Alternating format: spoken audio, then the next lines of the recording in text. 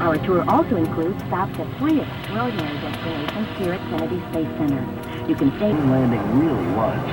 Space shuttle assembly and launch operations are the focus at the awe-inspiring Launch Complex 39 observation gantry. There, you'll find yourself 4.5 stories up, overlooking pads 39A and B.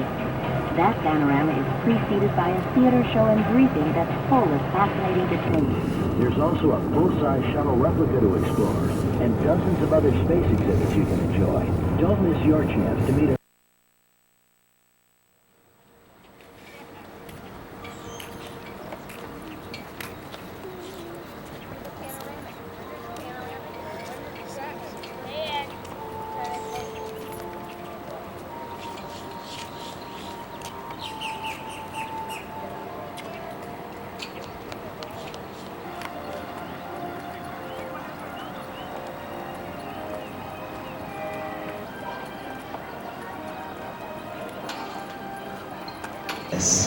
In your booklet, in your packet, I can see counted the legs and divided by 4, right? Yeah, and we're not so sure of his long division, but it's on a river that we're crossing now. This is actually where, if you were going to watch a shuttle launch, this is where the buses will bring you. Man-made island over here, with these big gray buildings, that's the Titan complex. Now the Titan is our biggest, meanest old rocket that we use for military. We launched one, 2 great big candles. 10 men on board those 2 boats. They're frogmen. They have the second. That's also where the primates were kept. I gotta tell you, those 7 guys did not appreciate sharing living quarters with the monkeys. Now there was one of those little chimpanzees, his name was Ham. Ham was one mean monkey. You see, to train chimps or monkeys, what they did is if they did something right, they gave them a banana pellet. If they did something, use 20, and the extra ones get to be put out here for show and tell. Yes, sir. I couldn't hear you, sweetheart. That's a missile. That's it. That's what it is. Now, I was telling you, whoa, I'm gonna fall here. Can't do this. Okay, I was telling you that we wanted to put up a satellite. Now, did anybody know the name of the president in 1957? Think. Eisenhower. That's right. Give this lady in the flowered shirted prize there. Okay, Eisenhower. Now, you remember that Eisenhower, during World War II, was a general. Yeah. Now, what we're going to do, excuse me, I just got to talk to my buddy here.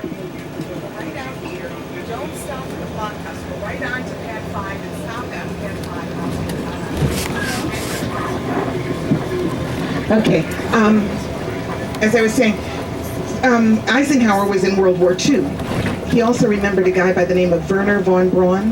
Yeah. Well, Wernher von Braun surrendered to the United States after World War II. Okay, now, after that, of course, we thought we were ahead of the game, and then the Russians did it to us again. They launched a man in space, right? Now where are we going to go? Okay, this is where we want to stop here.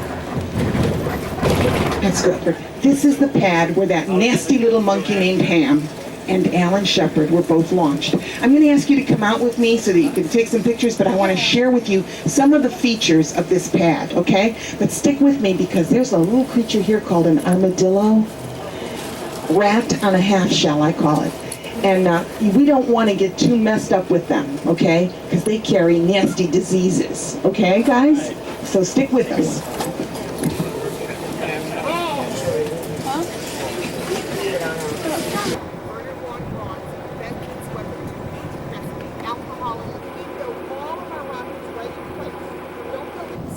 Rocket would be going up, and we didn't put the fuel in the rocket until the last minute. So it was really just an empty gas tank. And we had a 3,000 pound. Right? Yeah, isn't that sound like fun? Okay, I want us to get back on the bus now that I've pointed out some things here, because I got lots of more cool stuff to show you.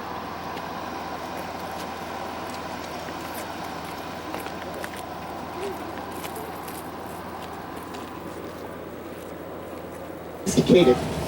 Now, as we go around here, I'm going to ask Larry to just drive around the rocket garden, just kind of gingerly, so that we can look at the rocket's quick lot to do with our space race. You see, see how tiny it is? It's only 6 by 9 feet. Next to it, the white thing that looks like a gumdrop is the Apollo capsule that would hold 3 men and laying on its side is the Gemini capsule that would hold 2 men. Okay. Now, the yellow cradle there with the big silver rocket, that's an Atlas rocket. We use that in our space program. And we're going to get out here so you'll have a chance to take much better pictures than you would through the bus. The one that's standing up tall, that's an Army ICBM called the Thor. That's the great-great-granddaddy to the Delta. And we're going to be talking about the Delta. But remember, the Delta was never used for our space race program. This one on the side, the 3-stage rocket, is the 2nd generation Air Force ICBM called the Titan. This one could get you from here to Miami in 17 seconds. Whoa, yeah, we're talking power here, right? Now, over here on the corner, remember I said that there were 2 things, IRBMs, ICBMs. This is an IRBM, Intermediate Range Ballistic Missile. It didn't go into space, it just stayed within the air. We call them air breathers, and it's called the MACE. I'm going to show you where they were launched too. And then in that little 3-sided figure there, that bunker, you see those 2 things that look like bullets? Those are Agena Ds, or excuse me, that's an Agena A and Agena B. Agena was the target vehicle. We made little baby moons, satellites, and we'll talk about those later on too. Now we're coming up here, and Larry's going to stop right here in front of Complex 26. So the warehouse garage, and we have a foundation, and we practically killed the whole kit. We spent about $162,000 in here 2 years ago, revamping this place. Looks beautiful, nice floor. Of course, the roof, the exterior roof is the original roof, so it only leaks when it rains. And you open that door and you come in and it's like being on ice. Anyway, let's see, about 60 odd years ago, Nazi Germany, they were experimenting with rockets.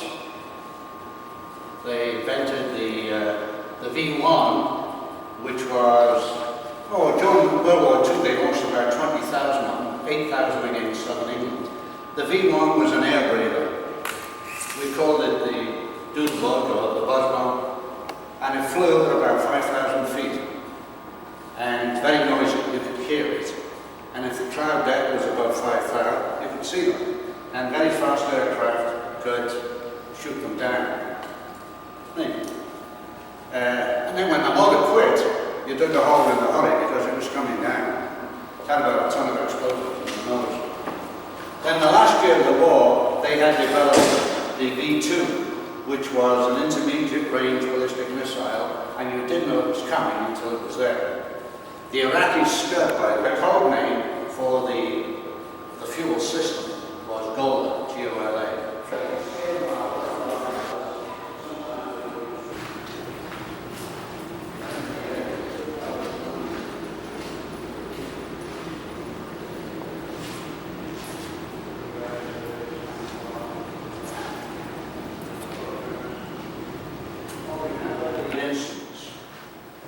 The 2 hatches have been removed so you can see inside, and the instruments were set in here.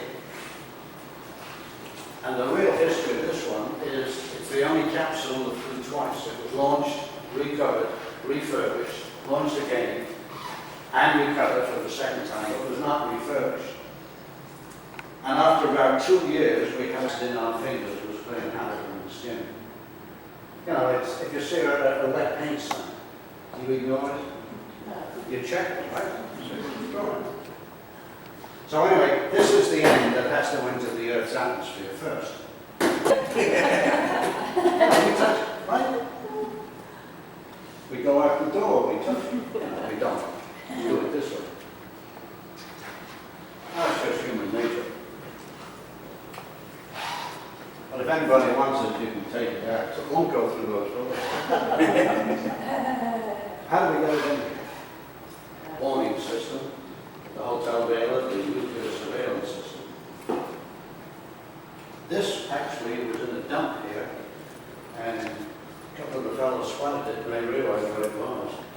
And they worked on it for almost a year. It's beautiful, and I understand that the wiring is correct. This was launched on an Atlas, and the label was the Atlas.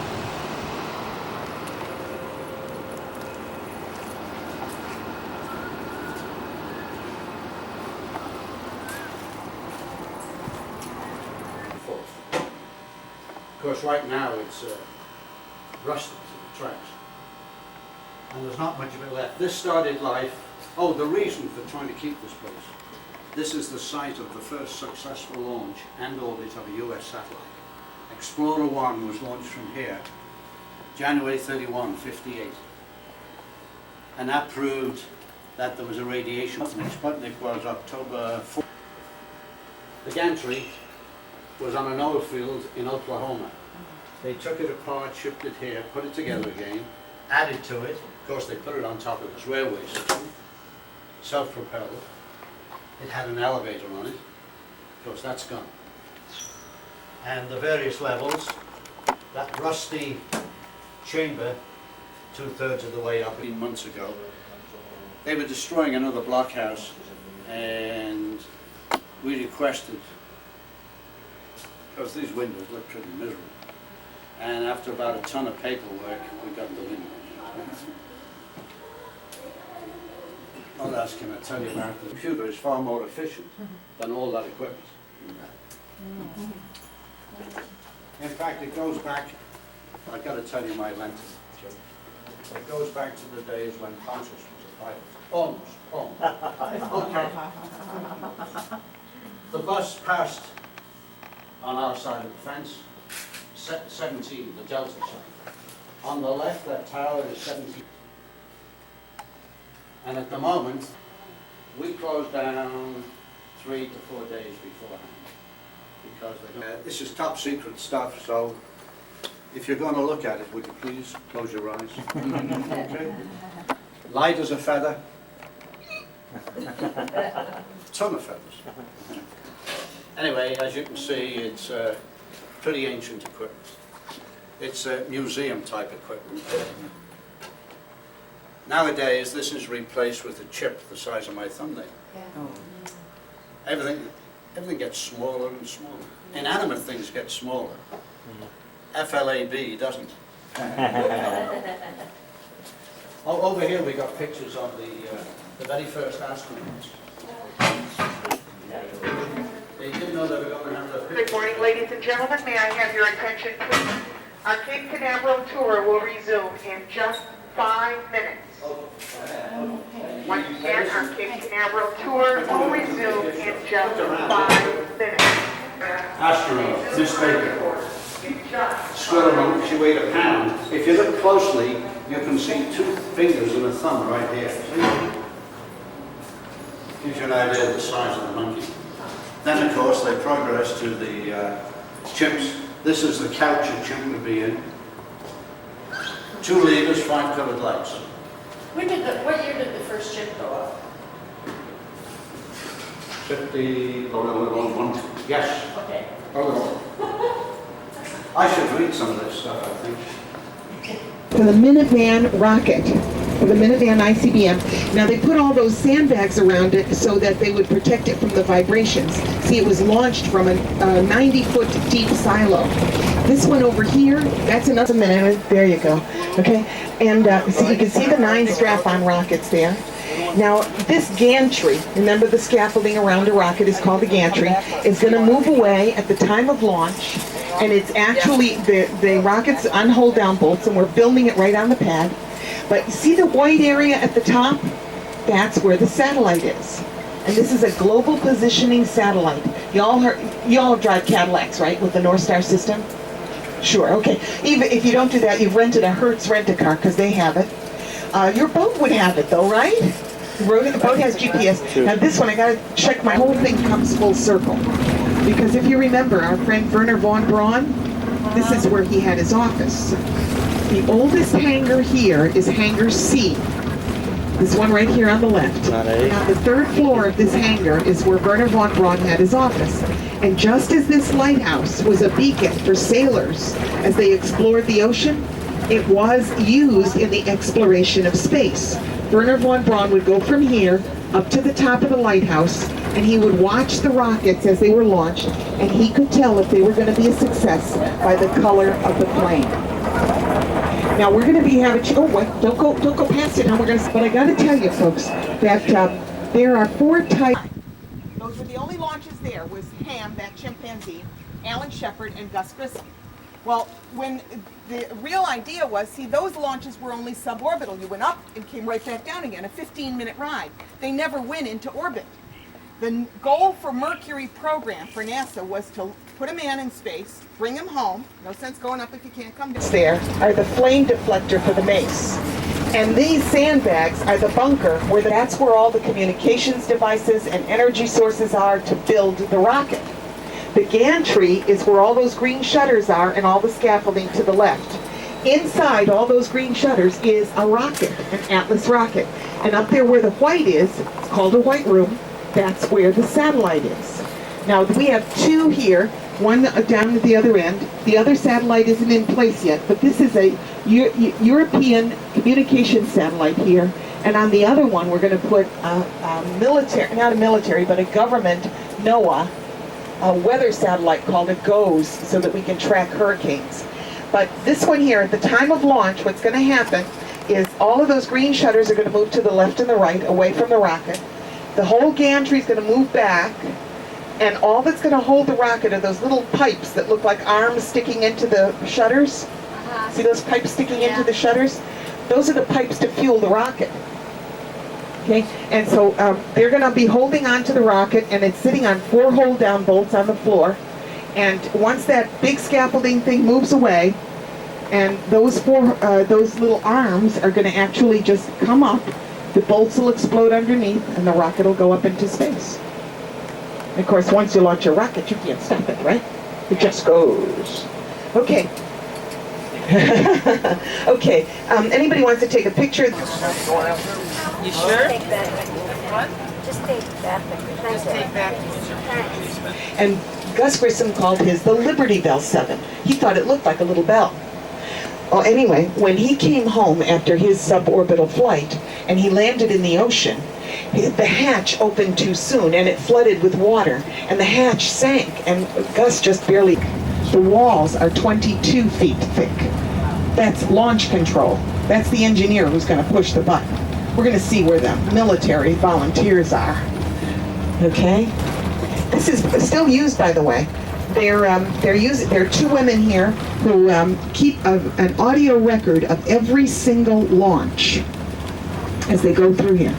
And it's all very nicely sealed in there. Nothing's ever going to happen. That's the place to be in a hurricane. Remember the little cable tray that I showed you? See this thing that looks like the Great Wall of China there? That's all full of wires in there. It's 8 feet high. This is a decontamination chamber. And up here on the top, you see that's the actual launch pad. Now when we come up here, Larry, we're going to go a little bit here and then follow there to the right, okay? So that because it's going to be too narrow to go actually on the launch pad itself, and it's wired off. And then as we go down here, head straight down towards the ocean, and then we'll pause for just a minute because I want to point out, in your kit, I gave you a picture of a launch of Gemini 10. And in that, it's in time-lapse photography. And you could see that it looks like the whole thing is going down like a fan. This gantry is a little bit different from any other. Okay. If we could just pause here for a minute so I could show the folks here. See all that scaffolding laying down? At the time of launch, just before launch, all of that scaffolding would be straight up. And it would be protecting the rocket, which would sit on those 4 big bolts that are sitting there. And then do you see that big, Larry, maybe if you move aerosine and nitrogen tetroxide, 2 chemicals that touch each other and explode like crazy. We're going to stop up here just in another second because as we go around, see that trench there, Larry? When we get to the top of that trench there, just pause for 1 second. These 2 fuels are thick and there's lots of ground between them because if the volunteers are fueling the rocket from back here, they need lots of protection. You could see how far away the bunker is from the actual pad itself. Now, when they would come out here, the water that they would use for sound suppression would mix with the aerosine and nitrogen tetroxide. Let's stop right here for a second. And the water would be on fire. The water would be on fire. And so all of it would collect in that retention area and come down through this trench all the way down there to the skimming pond. Once all the flames have burned off, then we would skim off the caustic chemicals so that none of that would actually return to the launch from here was going up. Gus Grissom and John Young. John Young, by the way, was the first commander of the shuttle, right? Okay. When they were going up, their experiment was a new kind of ceramic. They never saw crumbs floating before. They had no idea. Remember, had no experience in space.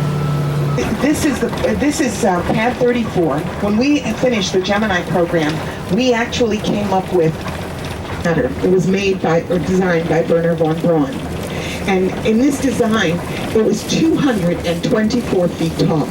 And at the top of it, we put them here, folks, is we actually put them in a spacesuit. It was 3 days before.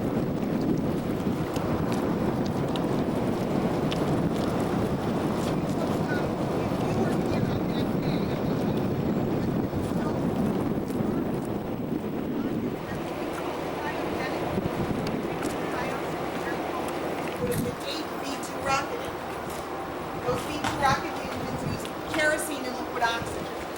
Liquid oxygen has to be 297 degrees below zero to be a liquid.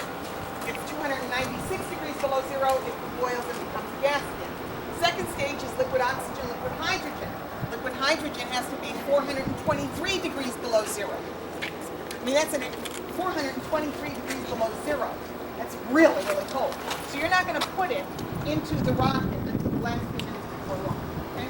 So there was here that lead this way and would follow this path here, and that was another bunker with more fuel, and also over there. Now, this thing over here, see that big, those big A things? Remember the little red thing we saw in Pad 5? This is a flame of magic.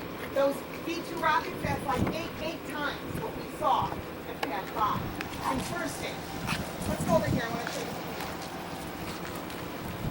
That's so bit by bit and find the problem. We didn't find the problem. We found 130. Oh my God. 13. That action galvanized the world in a way never before. We launched the unmanned Apollo capsules. Each shoe had 57 cleats. Each cleat weighed 1 ton. Now I went for the space station. You know we got one. We started building it in 1998. Is the eagle's nest, and Mommy's got one baby in the nest back there. Just behind that pole. See the big blob in the middle of the tree? That's the eagle's nest, and you could see, I think that's Mommy up on the pole though. You know, Mommy comes from here, and it actually will bring it into the vehicle assembly building. And in the VAB, we have one of those great big orange tanks, no fuel in it, because it comes to us empty from New Orleans, Louisiana. We bring it out to the launch pad. Now remember this, remember the blockhouses, the launch control? Off here to your right, you see this 3-story part of the VAB? That's launch control. That's where the firing room is.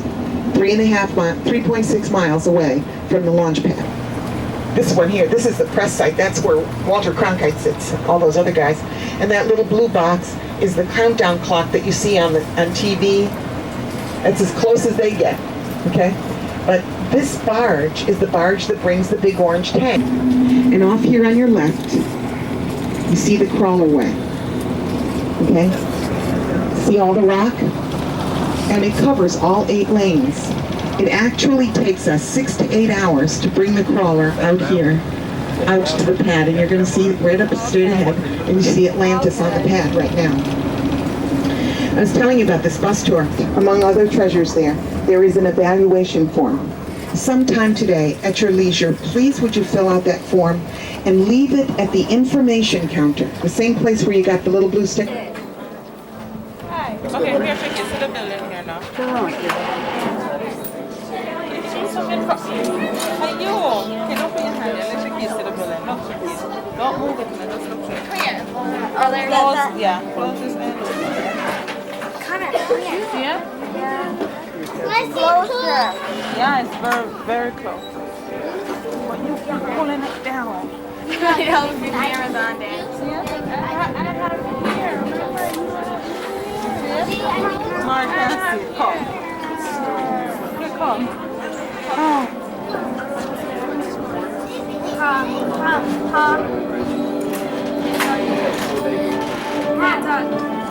I will go.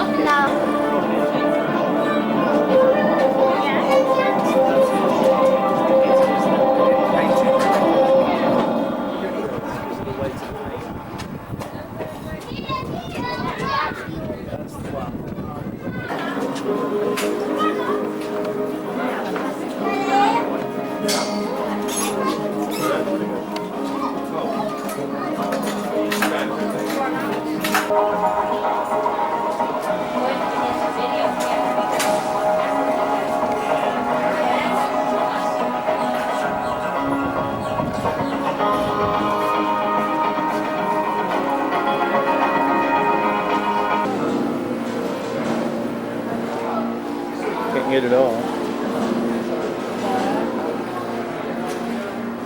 If you need to leave during the presentation, please use the doors to your right that I just closed.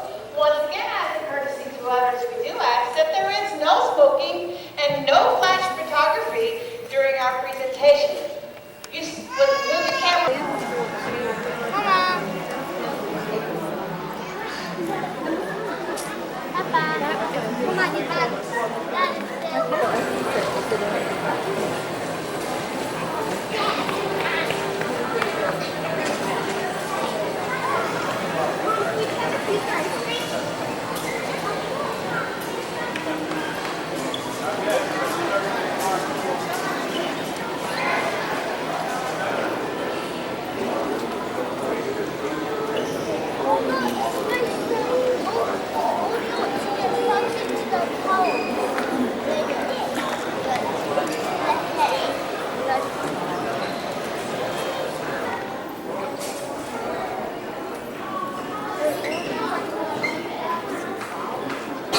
Whatever is necessary.